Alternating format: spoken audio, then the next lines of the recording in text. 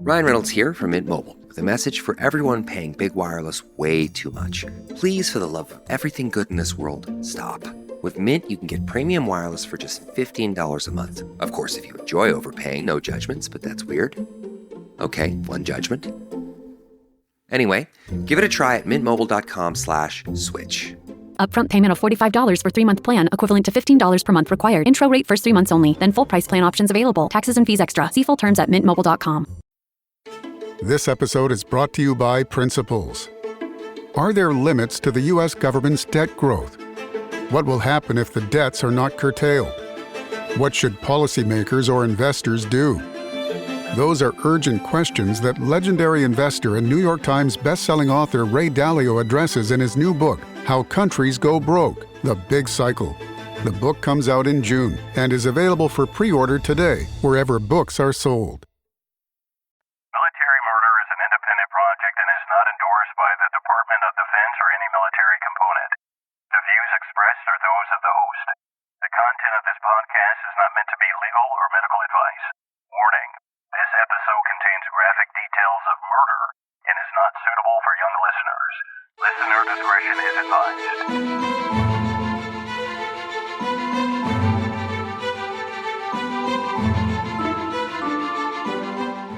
Welcome back, True Crime Army. I am your host, Margot, and this is Military Murder, a show where I focus on crimes committed by military members and veterans. But don't worry, you don't have to know anything about the military to listen, I promise. You just have to be a true crime enthusiast, and if that's you, welcome home. I know that you are all eager to hear the rest of Anitra Gunn's tragic story, and if you thought that part 1 was a wild ride, just wait. Because when you hear what happened to this beautiful young lady, your blood will be boiling over. But before I begin, I do have a little request. If you're new to military murder, welcome to the True Crime Army. If you haven't already, please hit that subscribe button wherever you listen to this show. It'll either appear as a little plus symbol or a check mark or just a subscribe button. It really just depends on where you listen. Also, if you love this show and never miss an episode, please be kind and leave me an early birthday gift. Yes, your girl is a June baby. And you can leave me this early birthday gift by leaving me a 5-star rating. And if you're feeling extra spicy, leave some kind words as well. It doesn't have to be anything elaborate. I know that on Apple Podcasts, you can leave a rating and a review. I know on Spotify, you can leave a rating. I know on Stitcher, you have to leave a written review, but you have to use a computer.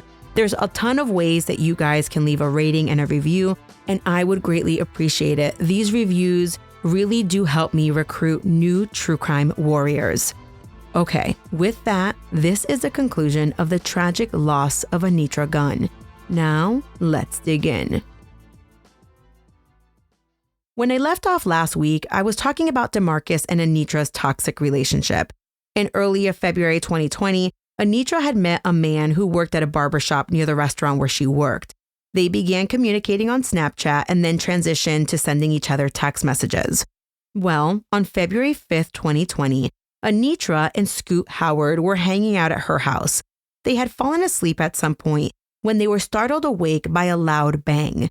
At first, Anitra thought it was her dog making the noise, so they just kind of went back to sleep without incident. Scoot ended up spending the night at Anitra's house, and he let himself out between 6 and 7 in the morning. And it was as he was leaving through the back door by the carport that he noticed broken glass on the floor, and the window on the door was broken. But not just that, all 4 of the tires on Anitra's car were flat, the result of a slashing. Scoot asked Anitra if she had any problems with any specific person, and she told him no. And clearly, it's possible she didn't want to scare him away due to her ex-boyfriend. In any event, on February 13th, Scoot went over to Anitra's house again for about 20 minutes. The next morning on Valentine's Day, when he realized that he left his work phone at her house, he texted her about the phone, and that started the bizarre exchange of messages with Anitra's phone, where she asked him to send his location, and then he offered to pick him up, and it was just pretty wild. Scoot and Anitra literally lived down the street from each other. Anitra really didn't need his location or his address. She made it very clear in the few days that she knew him that she wouldn't come to his house because he lived with his mom and nieces. She just didn't feel comfortable with that. Well, Scoot started noticing a black car with a red pinstripe passing back and forth on his street. while he was texting with Anitra.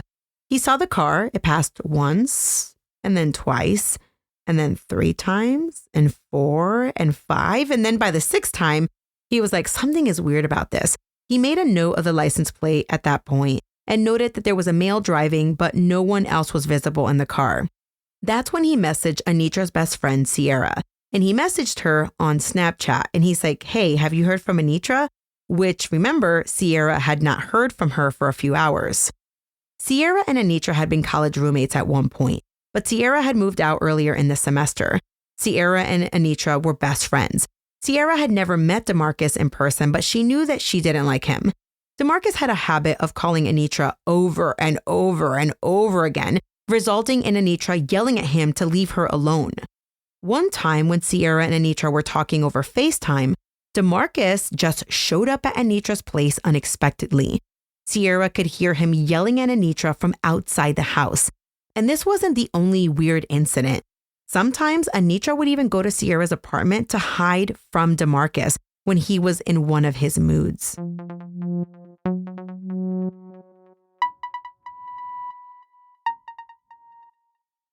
On February 13th, 2020, Demarcus Little and his best friend, Javon Abram, attended a party in Fort Valley. While they were at the party, they met up with Anitra, who was there with her friend, India King. After they were at the party for a while, India left with her brother, Tracy, and Anitra ended up leaving with Demarcus and 2 other people. Anitra and Demarcus ended up going to Demarcus's aunt's house on Chest Hill Road. But before they went there, Aunt Glock had received a text message late on the 13th from Demarcus asking her to make sure that she left the screen door unlocked so that he can get in. After hanging out the party, Demarcus and Anitra went to the Waffle House in the early morning hours of February 14th, and they were there at around 2 a.m. Then they went back to Aunt Glock's house. Aunt Glock is a nurse. She has 2 jobs, plus she teaches certified nursing classes for one of the facilities where she works. That morning, Aunt Glock got home at around 2:45 in the morning after working 2 shifts, and she had to be up early the next morning to go teach a class. As she was getting her uniform out of the laundry room, she could hear people talking outside, and when she peeked, she saw Anitra and Demarcus outside talking. They came inside and spoke for a second. Then Demarcus and Anitra headed towards the spare bedroom at the back of the house.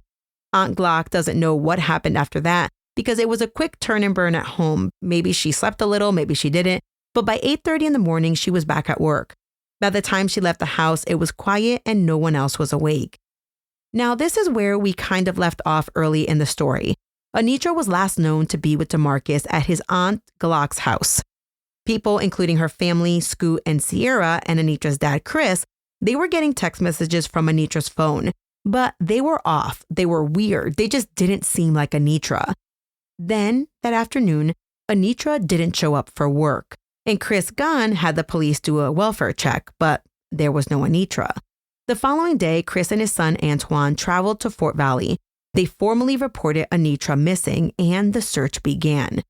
As we know, on February 18th, a sheriff's deputy discovered Anitra's body near some tire marks and broken car parts. But while everyone thought Demarcus was clearly involved, he wasn't arrested for her murder. Demarcus Little was arrested for something else.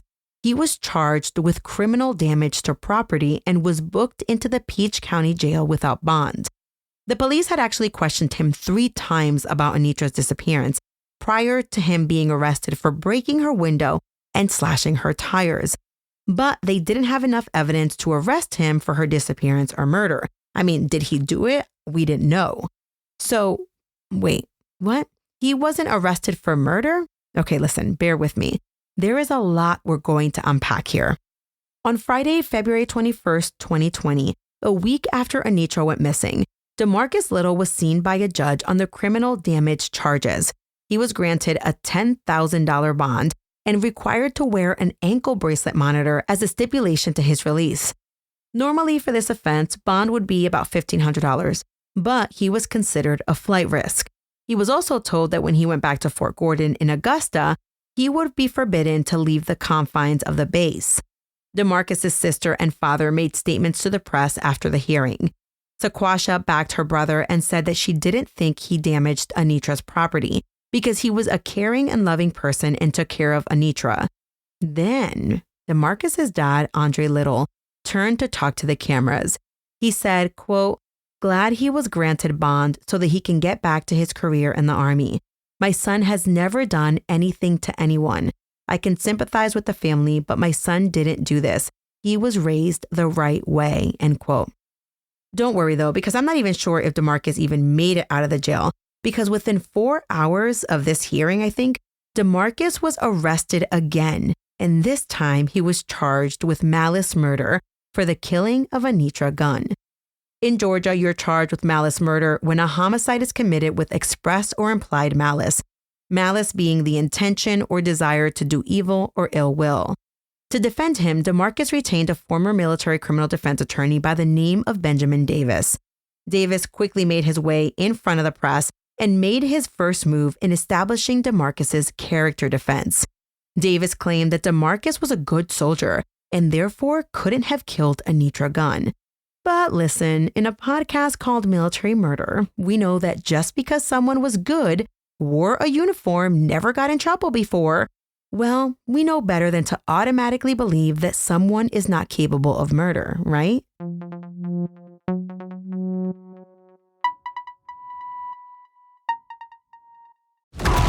Impact confirmed. The Slayer has been activated. Demonic threat level increasing. Hold the line! All the power of hell cowering before one man. id Software presents Doom, The Dark Ages. Available now on Xbox Series X and S, PlayStation 5, and PC. Rated M for mature. 5 immersive worlds, one amazing theme park. Get ready to explore the all-new Universal Epic Universe, featuring the wizarding world of Harry Potter, Ministry of Magic, Super Nintendo World, How to Train Your Dragon, Isle of Berk, and Dark Universe. Epic Universe, now open at Universal Orlando Resort. Our universe will never be the same. Tickets and packages on sale now at universalorlando.com. On Monday, February 24th, Anitra's cause of death was made public. Anitra died as a result of manual strangulation. Around the same time that her cause of death was made public, Demarcus appeared in court again on the murder charges. His bail request was denied and he was sent back to jail to await trial. And await he would, because it took a whopping 2 years to bring Demarcus Little to trial. You see, Anitra was murdered on February 14th, 2020.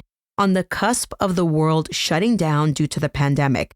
But behind the scenes, the prosecution was gathering more and more evidence.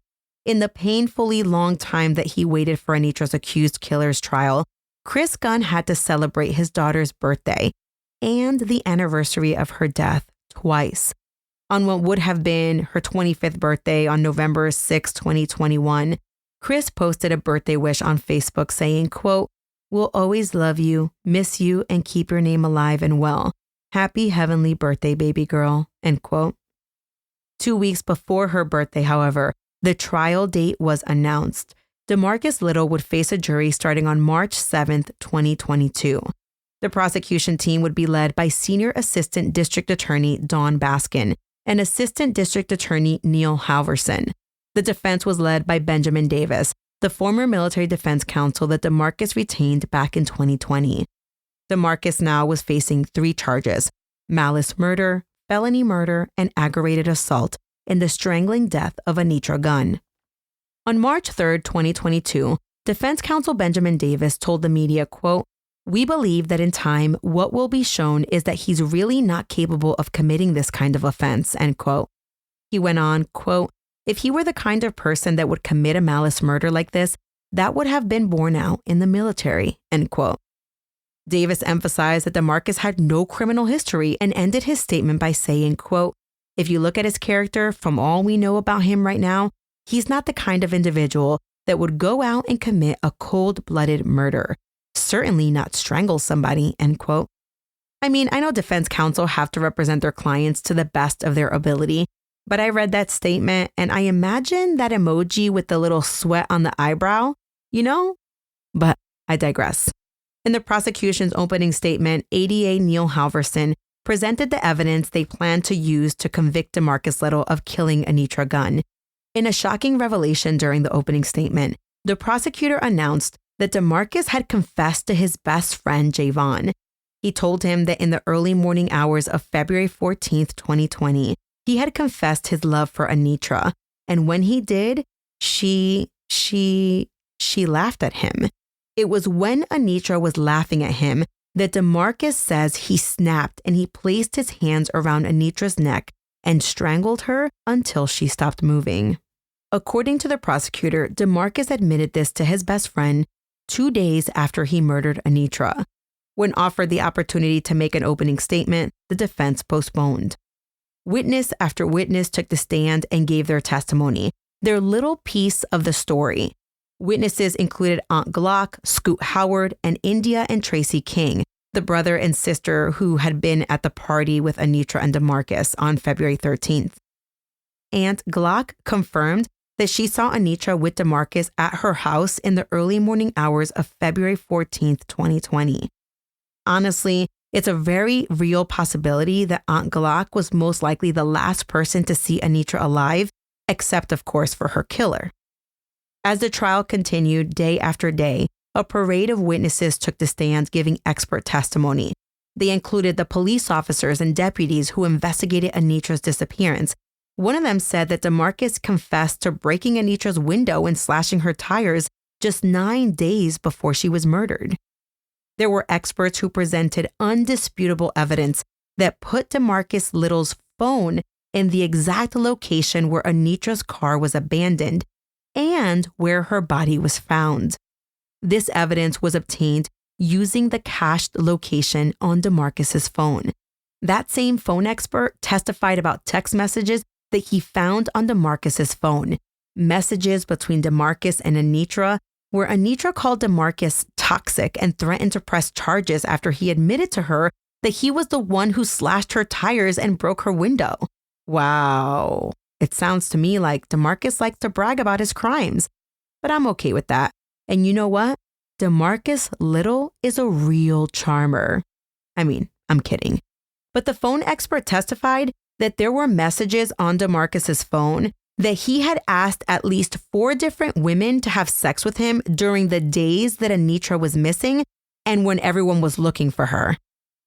Throughout the trial, the prosecution painstakingly went through hundreds and hundreds of text messages between Demarcus and Anitra, between Demarcus and Javon, between Anitra and Scoot, between Anitra and Sierra, between Anitra and her dad. Literally hours of testimony with Senior 88 Baskins going through pages and pages and pages of text messages with these experts. Remember how Demarcus claimed that Anitra accidentally shared her location with him from her iPhone? Yeah. When I first read about that, I was confused as all hell. Well, a very smart police officer named Officer Whitehead, he testified about that. Thankfully, he was pretty familiar with iPhones. You might remember Officer Whitehead from part 1 of this story. He was the cop who initially responded to the location where they found Anitra's car. Well, we never learn whether Anitra was the one who actually turned on her phone location, but it's possible. But listen, normally on an iPhone, when you share your location via text message, it sends you an alert. It also sends you an alert when you stop sharing a location with that person. So if I was going to share a location with my husband, it would send him an alert that I have shared my location. And then if I stopped sharing it, it would send my husband an alert that I had stopped sharing my location as well. Well, when they found Anitra's car, Officer Whitehead checked Demarcus's phone with permission at the scene, and Officer Whitehead could totally see where Anitra shared and stopped sharing locations. But he also saw that Demarcus had turned his location sharing off of his phone on the day that Anitra went missing, which is super suspicious if you ask me. Officer Whitehead testified that he asked Demarcus for permission to turn the location services back on, and Demarcus said okay. So when he did, Anitra's phone was showing another location. And for those of you wondering, Anitra's phone was eventually found in a drainage ditch near where the updated location showed, but it looked as if it had been put there deliberately.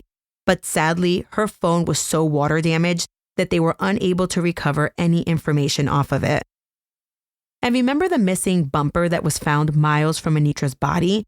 wouldn't you know it, the GBI dragged that whole ass bumper into the courtroom. I mean, it was a literal giant piece of evidence. And it sat in front of the witness box for 5 whole days. Just bloop, right there. The medical examiner took the stand and gave details of his findings from Anitra's autopsy.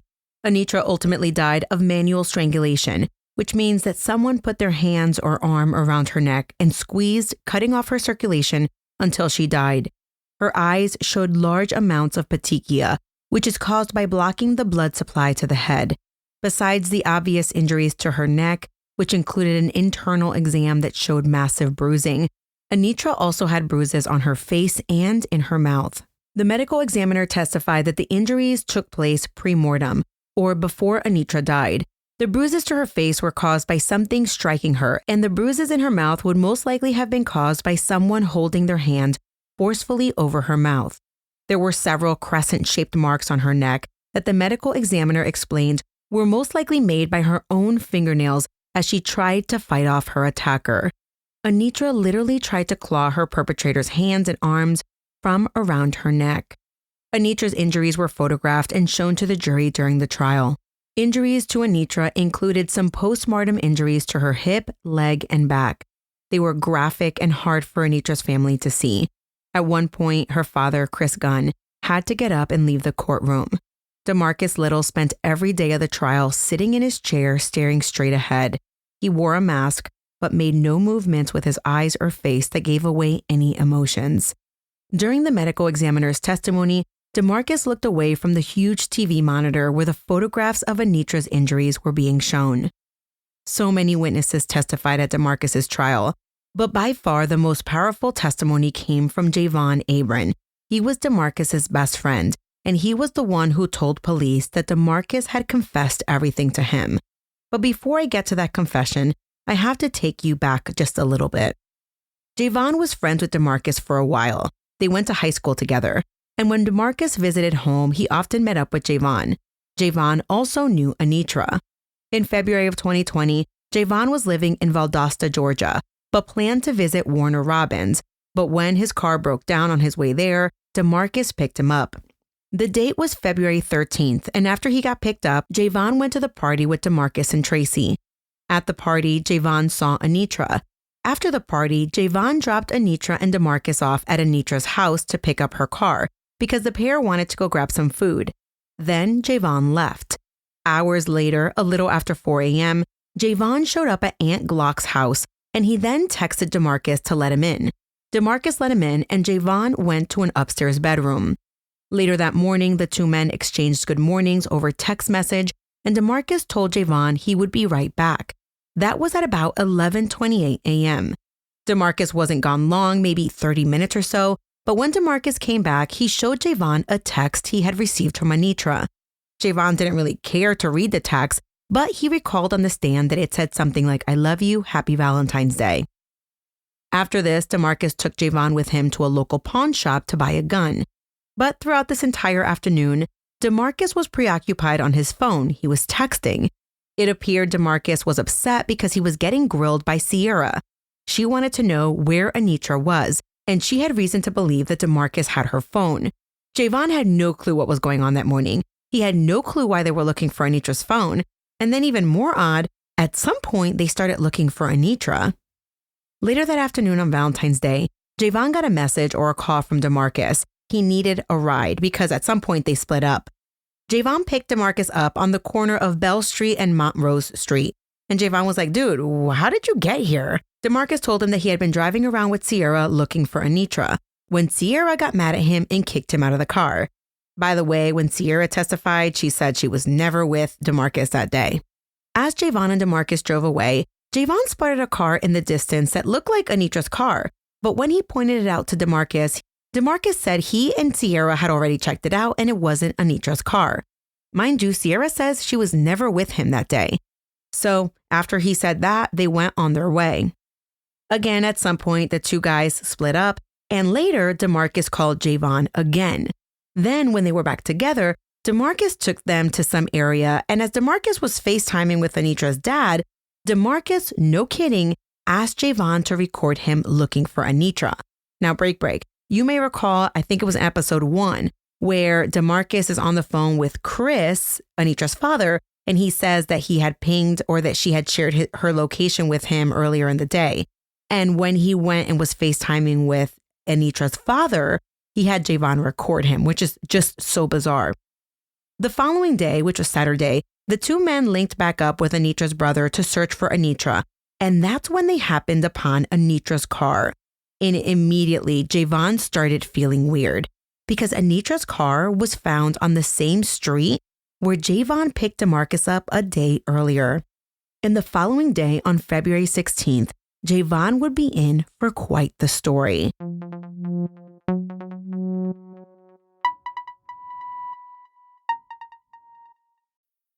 Fellas, you know Degree Cool Rush deodorant, right? Well, last year they changed the formula, and guys were mad about it. One dude even started a petition. So guess what? Degree heard us, admitted they messed up, and brought the original Cool Rush scent back exactly how it was. And it's in Walmart, Target, and other stores now for under $4. So grab some and remember why its cool, crisp, and fresh scent made it the #1 men's antiperspirant for the last decade. Degree Cool Rush is back, and it smells like victory for all of us.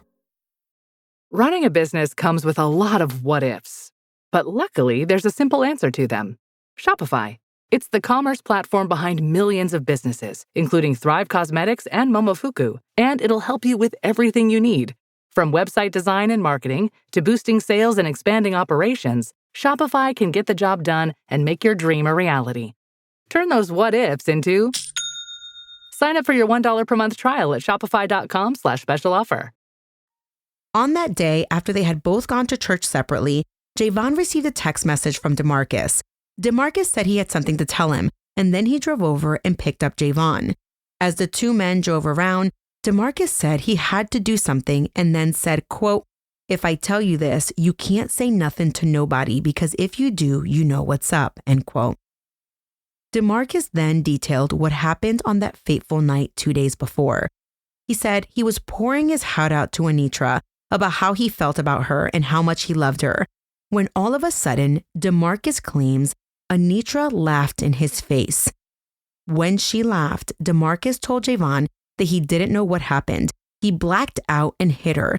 Then he grabbed her and just started strangling her. Demarcus said at first Anitra tried to fight back, but at some point she just stopped fighting.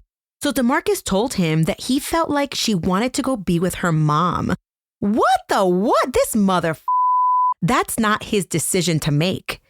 Demarcus said he strangled her until she was dead. And you might know this already, but it's not just like a minute of holding someone's neck to cause them to die. It takes a pretty long time, minutes, 3, 4, 5 minutes, to completely terminate someone by strangulation. According to Javon's testimony, Demarcus also confessed to Javon that once she was dead, Demarcus wrapped her body in a blanket and then dragged her outside, where he placed her body in the trunk of her own car, drove her out to the woods, and dumped her body. Now, if you thought this story was wild and almost unbelievable, just wait. Because as Demarcus was driving around telling his best friend that he killed his girl 2 days prior, he drove Javon into the woods and said, "I need to grab a piece of evidence." Javon must have been afraid. I don't care how tough you are. In a situation like this, you're afraid. If someone confesses to murdering a person you know is missing, it's pretty scary, I imagine. And Javon testified that he was scared because not only did he just confess to a murder, Demarcus had a gun in the car with him. And to top off his fear, Javon thought that Demarcus was taking him to Anitra's dead body. But Demarcus wasn't doing that. He took Javon to retrieve the bumper, and Javon helped Demarcus dispose of the bumper a few miles away in a ditch. Javon concluded his testimony by saying that his best friend should have owned up to his crime. The prosecution asked Javon point blank if he killed Anitra, if he helped kill Anitra, or if he helped dispose of Anitra's body, to which Javon responded, "No, ma'am," to each and every question. Soon thereafter, the prosecution rested their case, and then it was the defense's turn to put on their case if they chose to do so. And well, they called one witness and one witness only, someone completely unexpected, Demarcus Little himself.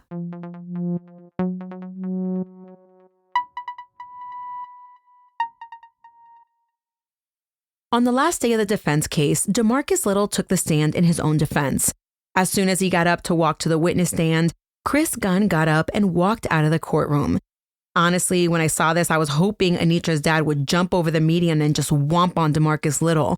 But Chris Gunn had more class than that.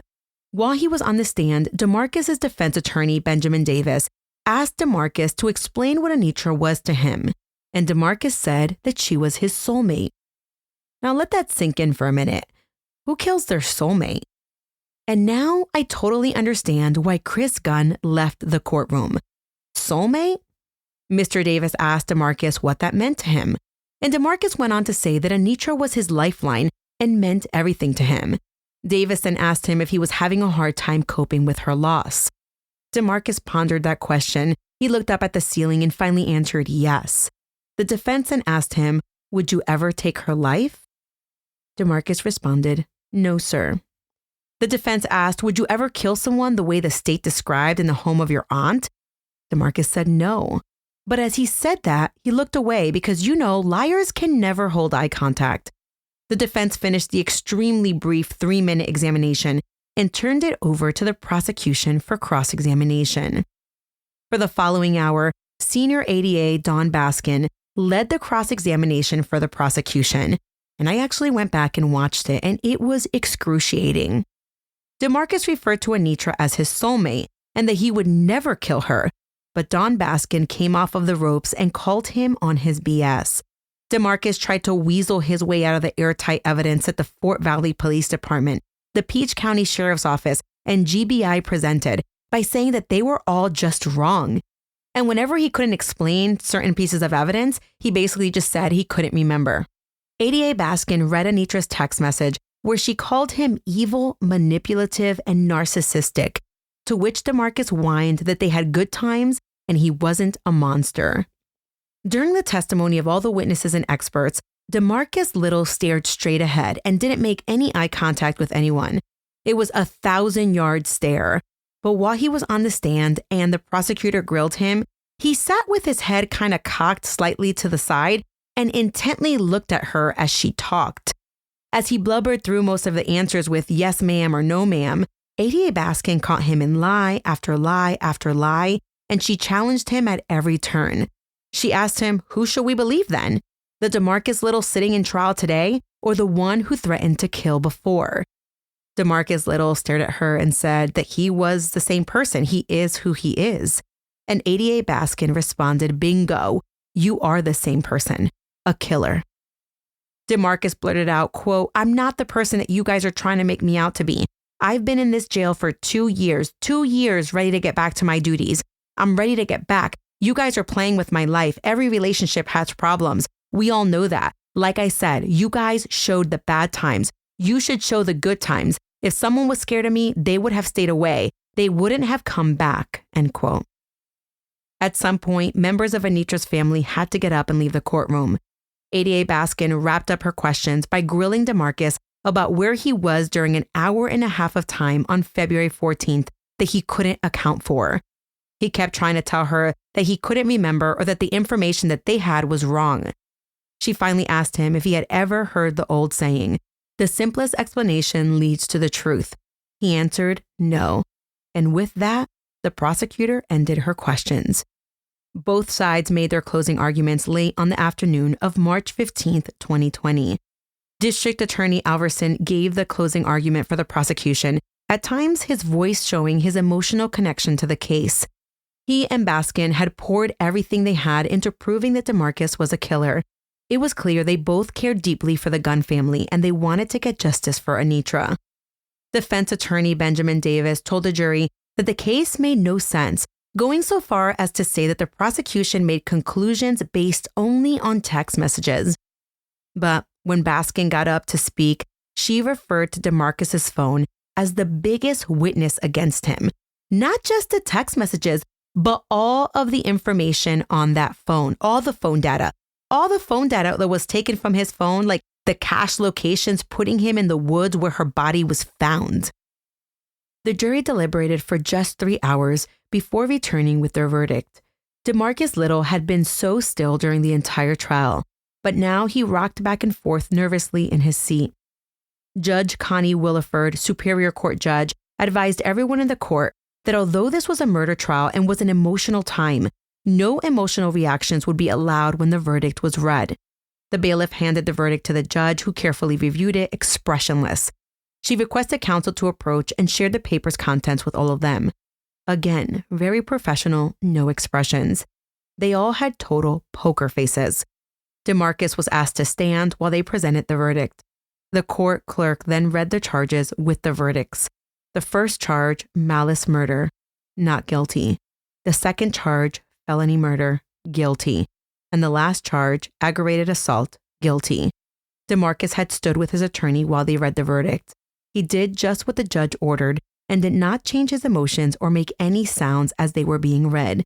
So did the entire courtroom. You could have actually heard a pin drop.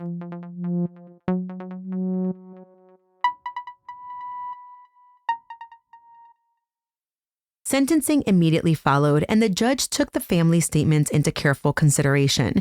Anitra's godmother stood for the family and read an emotional statement to the court. She said that the opportunity for Anitra's family to ever be able to tell her that they love her is gone forever. Her beautiful singing voice would never be heard again. She said that people often ask for compassion for defendants. She wanted to know where his compassion was when he made a choice to murder Anitra. Was there any compassion when he put his hands around Anitra's neck and strangled and watched the life leave her body? She said that Demarcus had time to stop and remove his hands to allow her to breathe to keep the life. The family requested that the maximum penalty be given and served consecutively for the crimes he was convicted of. Anitra's godmother finished saying, quote, "The name of Anitra Gunn will not go away. We as a family will make sure of that," end quote. Anitra's sister also spoke to the judge. She said that he deserved to have an eye for an eye. ADA Neil Halverson provided the closing remarks before sentencing was over. The state requested the same sentence as the family did, life without the possibility of parole.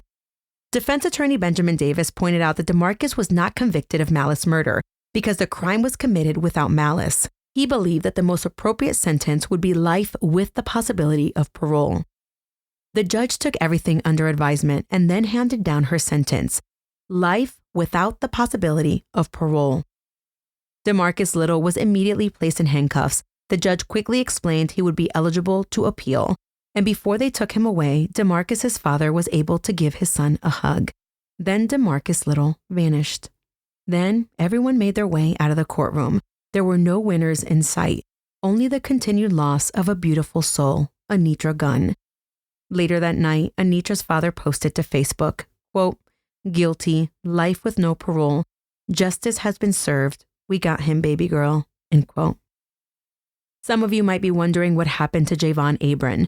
Well, early on in the reporting of this case, it was reported that Javon had been charged with 2 counts of making a false statement and 1 count of concealing a death.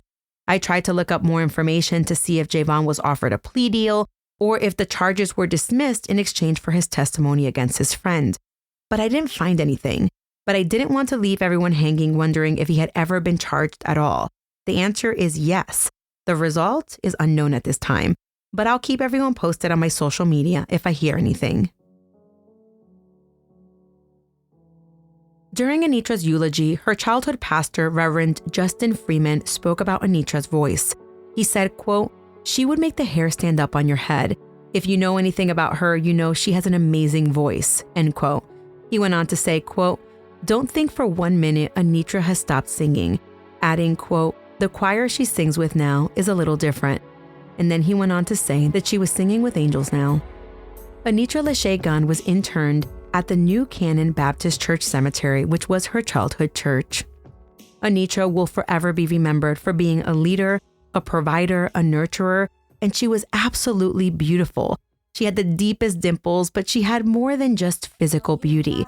She was intelligent, gifted, and literally everyone said the same thing about Anitra. She loved to sing. My spirit keep it alive. down the sprawl till it turns from color black and white. I do nothing so far ahead, 'cause I've been thinking about forever. Ooh. I'm doing nothing so far ahead, 'cause I've been thinking about forever. Ooh, ooh, no, no, no. Ooh, no, no, no. Do you think about me still? Do you? Or do you nothing so far ahead? 'Cause I've been thinking about forever. Ooh.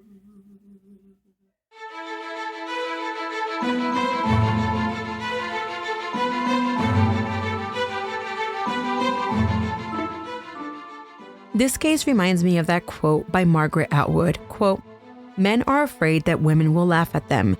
Women are afraid that men will kill them," end quote. Never before has that quote made sense for me in a case, except for now. Rest in peace, Anitra. Be sure to follow me on social on Instagram at Military Murder Podcast. You can also find me on TikTok at Military Margot with a T at the end. This story was researched and written by fan club member Myrtle. The sources for this episode are identical to part 1 and include the fully litigated trial available on the Law and Crime YouTube channel. We also relied on articles found on 13 WMAZ News, WSB-TV, AJC.com, Stars and Stripes, and Facebook. This show was created by Mama Margot Productions and is produced in collaboration with my Patreon fan club supporters. If you'd like to support the show, check out patreon.com/militarymurder to see how you can support today. The music was created by Ty-Ops. Until next time, remember, you never really know what someone is capable of, so remain vigilant always. You have a fabulous week, and I'll keep digging to bring you another military murder story next time.